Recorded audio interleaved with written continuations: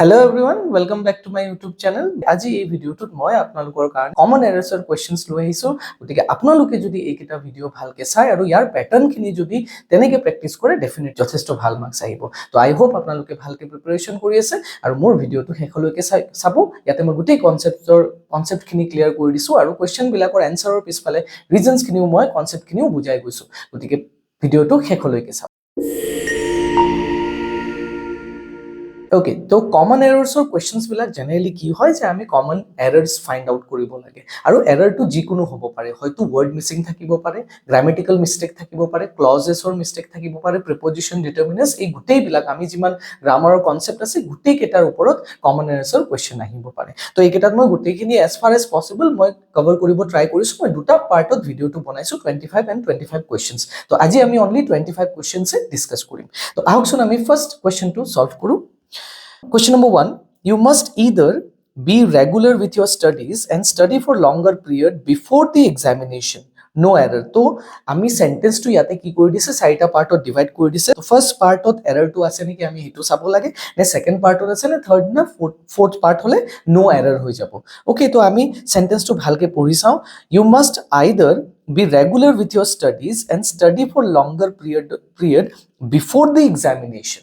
Okay, the sentence to error kot ase sentence to error ase apunar a2 part ot okay to yate ki error ase to sabo eta kotha monot rakhibo jetia kuno eta sentence ot either থাকিবো তো either আৰু or এই দুটা correlative conjunction আৰু either or একেলগে আহে তো ইয়াতে হ'ব লাগিছিল or কিন্তু ইয়াতে or ৰ ঠাইত কি বহি আছে am বহি আছে similarly neither আৰু nor মনত ৰাখিব যে neither আৰু nor একেলগে ইউজ হয় either আৰু or একেলগে ইউজ হয় তো কাৰেক্ট आंसर টো হ'ব আমাৰ C 3 মানে পার্ট 3 okay বা ইয়াতে যদি a b c d থাকে তেতিয়া হলে c হবো next the new taxation rates announced by the government are bound to affect the export sector এতিয়া এইটো সেন্টেন্সত এরর টু কোত এই সেন্টেন্সৰ এৰৰ টু আছে a word টু okay তো আমাৰ দুটা ওয়াৰ্ড আছে জেনাৰেলি এই দুটা ওয়াৰ্ডৰ মাজত অফেন আপোনালোকৰ কনফিউজন হয় হেতু হল এফেক্ট আৰু effect okay তো ইয়াতে দিয়া আছে effect দিয়া আছে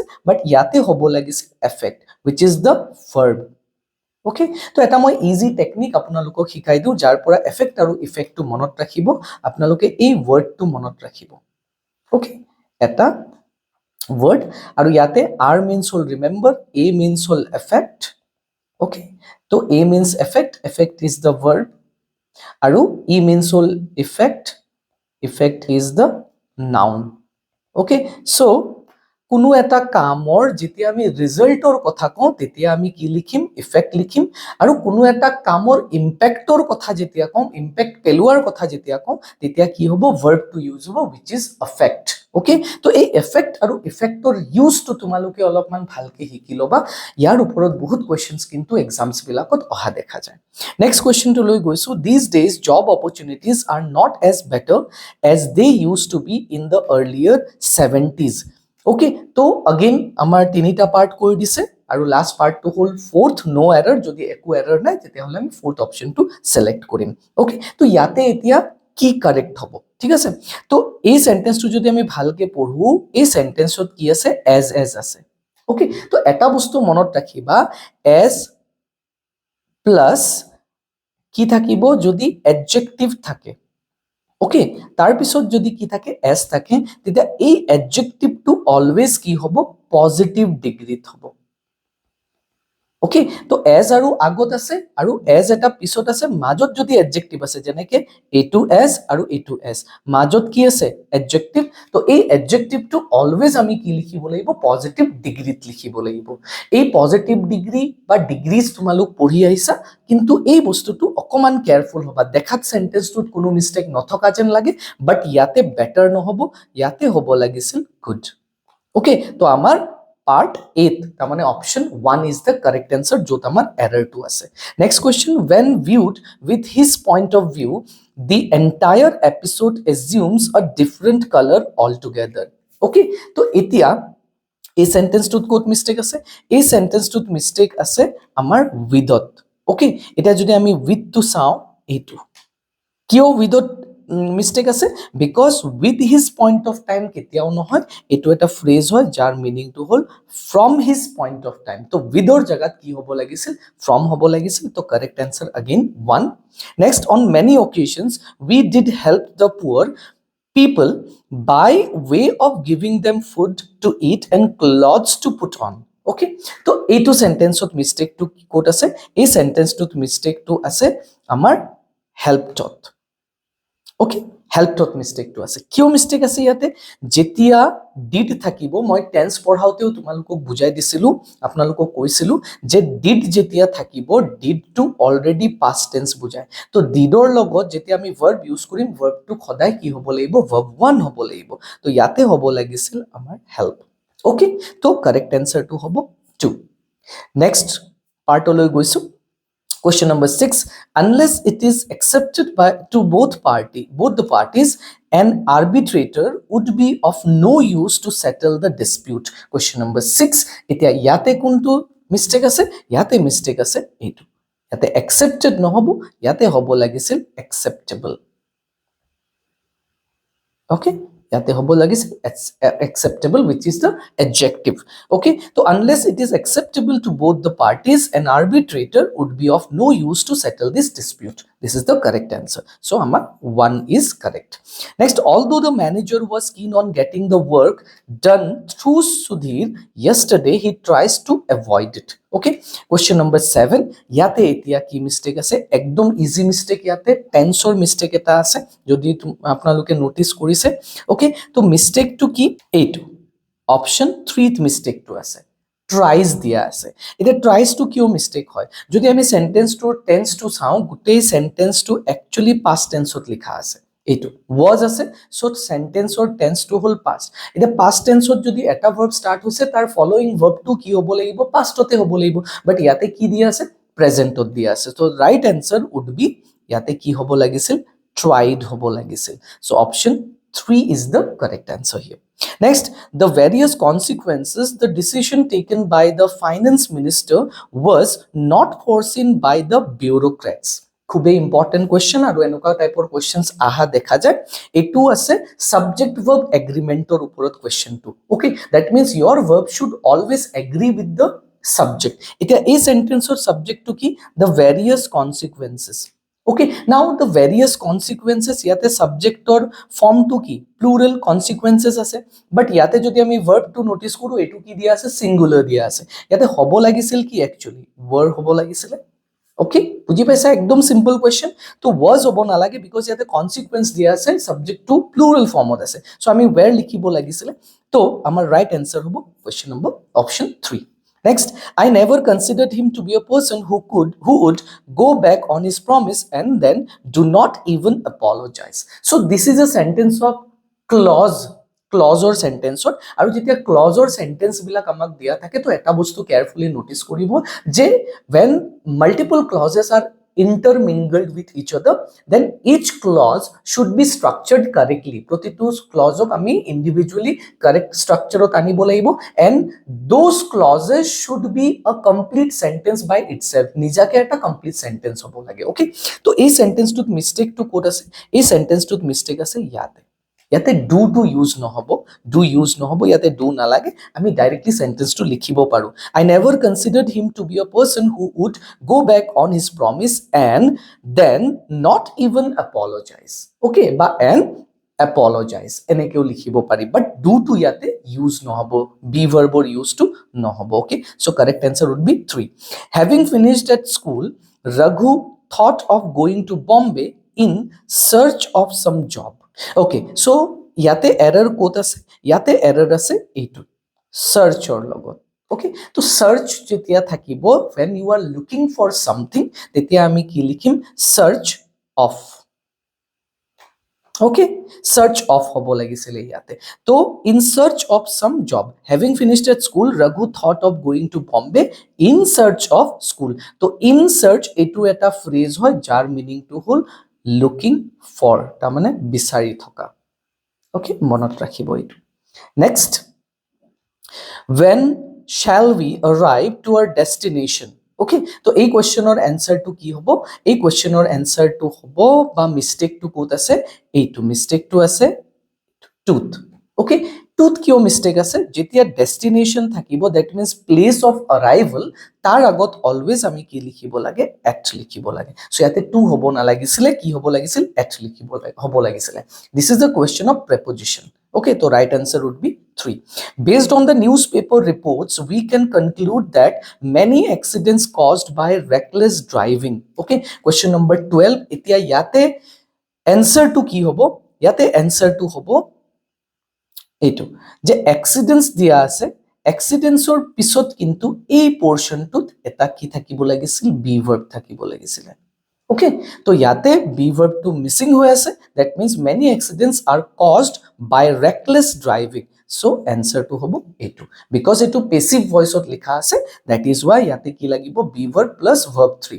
okay তো বি ভার্ব প্রেজেন্ট গোটে সেন্টেন্স টু প্রেজেন্ট টেন্সৰ ক্যান আছে তো আমি হে কাৰণে বি ভার্ব কি লগাম এক্সিডেন্টস টু প্লুরাল হয় that is why আমি আর লগালো passive voice or sentence that is why are caused hall next females are not appointed in our college okay so question number 13 not actually কোনো error নাই it's a complete correct answer correct sentence so আমি কি দিম no error select কৰিম কেতিয়াবা এনকা থাকিব পাৰে তো অলপমান carefully আপোনালোকে চাব কোৱেশ্চনটো question number 14 the officer is angry on the clerk for not attending the work okay so the correct answer of this question would be yate এই পোরশনটোত মিস্টেকটো আছে এই পোরশনটোত পার্ট 2 ওকে কি মিস্টেক আছে যে ইয়াতে যোনটো অন দিয়া আছে এই অনৰ জায়গাত হ'ব লাগিছিল উইথ অ্যাংরি অন কেতিয়াও ইউজ নহয় it is not a grammatically correct phrasal verbs okay angry with হ'ব অ্যাংরি এট হ'ব অর অ্যাংরি অ্যাবাউট হ'ব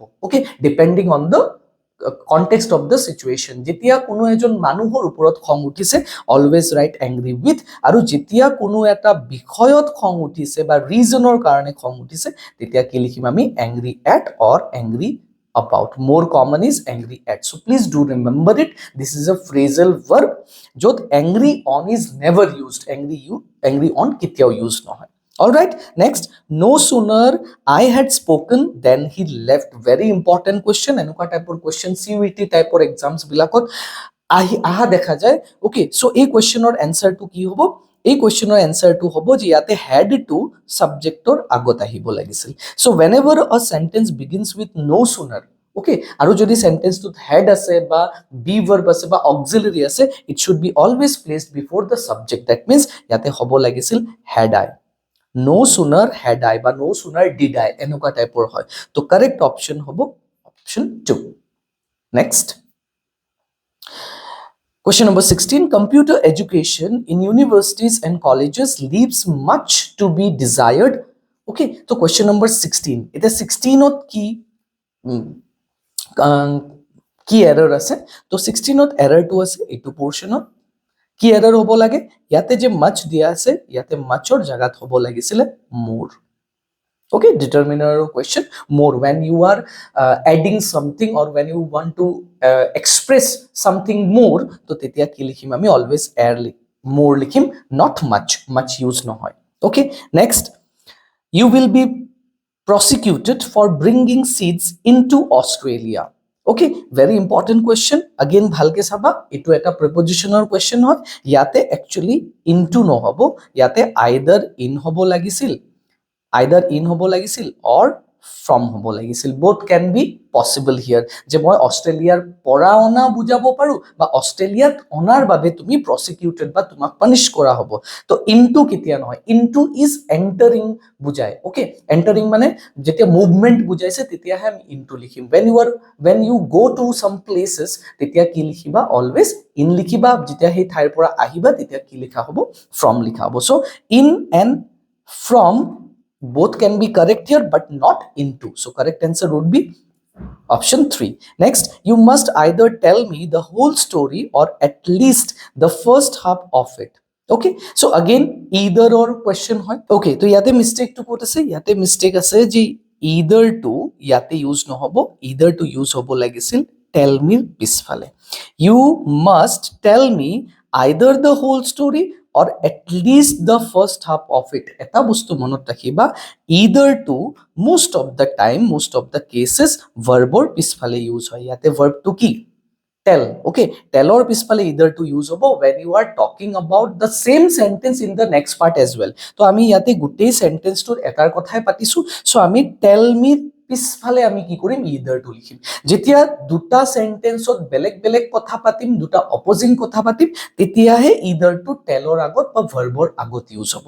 তো কাৰেক্ট সেন্টেন্সটো হ'ব লাগিছিল tell me either। Okay, either or either eneke hobo lagisile. So correct answer would be option 1. Our new neighbors had been living in Arizona since 10 years before moving to their present house. So this is the question of both tense as well as preposition. Aru mainly preposition or hoy kenuka hoy a tooth error to ase a portion tooth.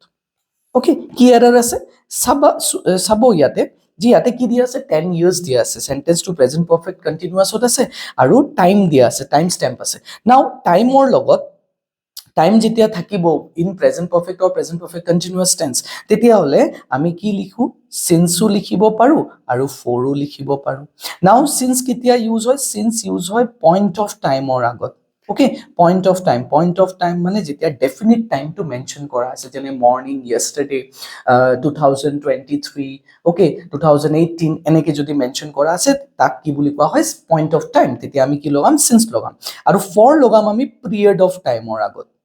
Okay, period of time। now what is period of time? Period of time is a long duration of time, janeke 10 years, 1 month, 1 year, many years ago, many years eneke। ঠিক আছে, তো ইয়াতে যেহেতু আমি দেখা পালো যে 10 years আছে which is a period of time, তো ইয়াতে since হব না লাগিছিল, ইয়াতে হব লাগিছিল for।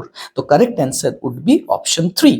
next, the patient was accompanied with his friend। again preposition or question, ইয়াতে with নহয়, যেতিয়া কোনো এজন মানুহ accompany কৰে তেতিয়া আমি কি লিখো, by লিখো। all right, next, a city dweller finds it difficult to pass away the time in a village। okay, question number 21, yar answer to ki khub dhuniya answer, yateo phrasal verbs or question hoy pass away। pass away means to die। okay, pass away meaning to whole die, to die, mori jua, dhukua। okay, কিন্তু ইয়াতে কি বুঝাইছে, a city dweller finds it difficult to pass away the time in a village, সময় পাৰ কৰাৰ কথা কৈছে। তো ইয়াতে away কেতিয়াও নহব, because away to কি বুজাব, মৰি যোৱা বুজাব, which is not the correct answer। correct phrasal verbs to be used in this sentence, তো ইয়াতে actually হ'ব লাগিছিল pass the time, ইয়াতে away to নহব, pass the time। okay, a city dweller finds it difficult to pass the time in a village would be the correct answer।